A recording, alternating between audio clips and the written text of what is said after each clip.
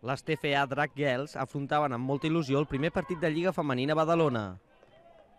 Sabien que davant de les Reds de Terrassa probablement perdrien, però l'objectiu d'aquest equip creat completament de zero és anar assimilant conceptes de joc i agafar confiança suficient per anar al contacte.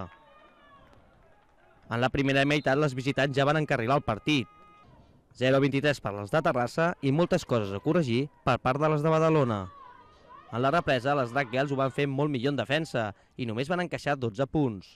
A partir d'ara, a part de millorar la defensa, l'objectiu està en aconseguir el primer touchdown de la temporada.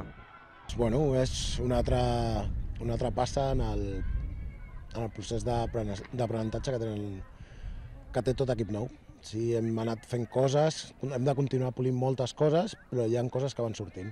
Poquet a poquet es veu que ja porten més temps fent contacte, que hi ha coses que al primer partit no van sortir i que estan començant a sortir.